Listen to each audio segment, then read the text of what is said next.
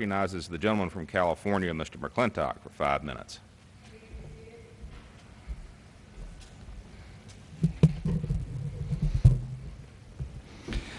Mr. Speaker, we're now 7 weeks into the implementation of Obamacare.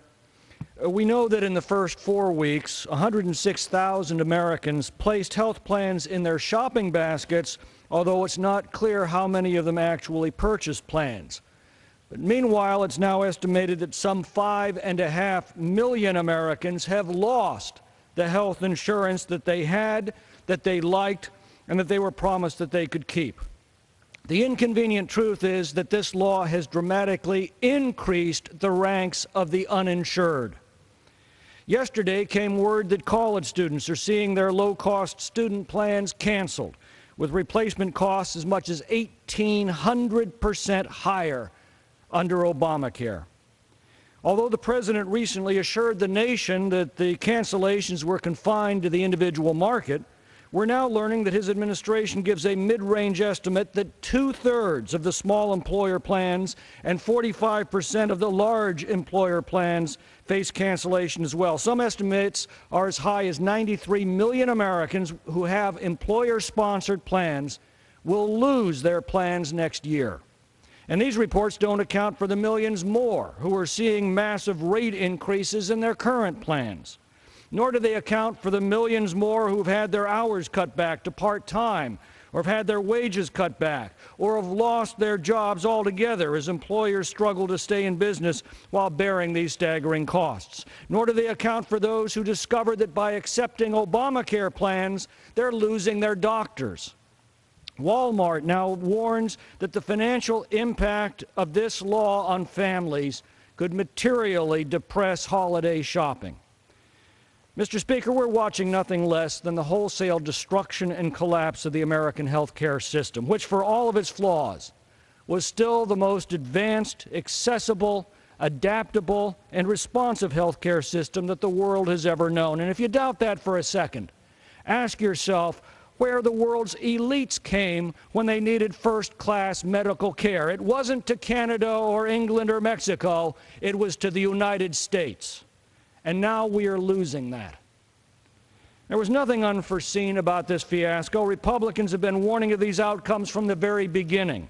When we warned that Americans would not be able to keep their health care plans, we were called extremists. When we warned that Obamacare would result in massive cost increases on consumers, we were called alarmists. When we warned that many Americans would lose their jobs or have their hours cut back or see salary cuts, we were called racists. When we asked for a one-year delay in this program to address these issues, we were called demagogues, arsonists, and jihadists. But now all of these warnings are coming to pass, and still the Democrats persist on imposing this law on an unwilling nation. In doing so, great violence is being done to our Constitution. In implementing this takeover of 1/6 of the American economy, the President has repeatedly asserted what can only be described as a doctrine of executive nullification, the authority to ignore the parts of the law that he finds inconvenient or embarrassing, and to pick and choose who must obey the law and who need not. He's granted some 1,600 exemptions for politically well-connected interests, mainly labor unions. He's excused big businesses from the requirement that they provide health care to their employees while forcing employees to fend for themselves. He's excused members of Congress and their staffs from paying the full cost of Obamacare policies. And last Thursday, he announced that health insurers can ignore the law that requires them to cancel existing policies. Now, notice he didn't say that he was going to seek to change the law. He said he would ignore the law for a year, and he invited health insurers to do the same in direct violation of the principal constitutional responsibility of the presidency to take care that the laws be faithfully executed.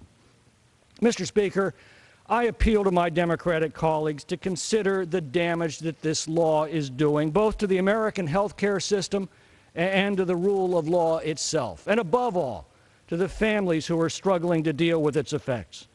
I ask them to heed the growing pleas of the American people to have their health plans restored to them.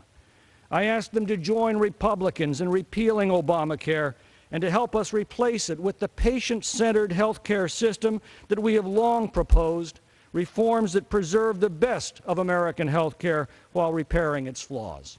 I yield back. The chair recognizes